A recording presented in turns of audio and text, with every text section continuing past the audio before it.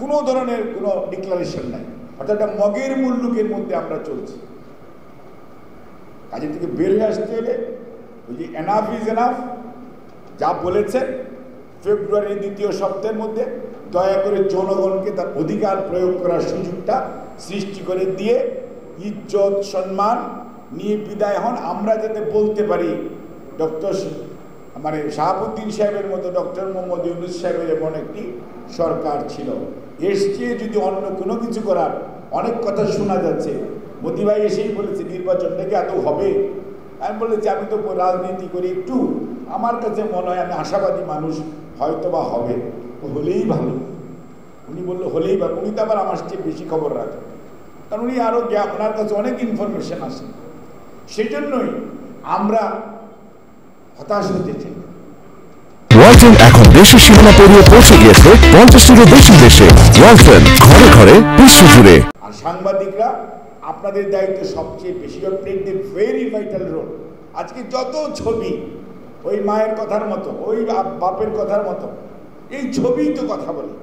এবং আমাদের যত ছবি আপনারা তুলেছেন, ফখরুল ভাইকে তুলে নিয়ে যাচ্ছে সেই ছবি আছে, কে পা মরে গেছে তুলে আছে, কে কাকে মানে কিভাবে পাছামোড়া করে বেঁধে নিচ্ছে সেটাও আছে, মাহমুদ ভাইয়ের রক্ত মাখা ছবিও আছে, এভরিথিং। অর্থাৎ আপনারা যদি ছবি না তুলতেন, আপনারা যদি খবর প্রকাশ হয়তো 5ই আগস্টের দুপুর 12টা পর্যন্ত করতে বাধাগ্রস্ত হয়েছে, কিন্তু 5ই আগস্ট দুপুর 12টার পরে বানের স্রোতের মতো খবর যখন আপনারা দেওয়া শুরু করেছেন, এই যে যত টেলিভিশন আছেন, সোশ্যাল মিডিয়া, প্রিন্ট মিডিয়া সহ, তারপরে তো দেশের মানুষ আরো বেশি, সারা দেশ উজ্জীবিত হয়েছে। কাজেই দয়া করে অর্জনকে কুক্ষিগত করে শেখ হাসিনার মতো পলায়নের রাস্তা তৈরি করেন না। এই অর্জন ভালো কিছু, সকল মানুষের অর্জন।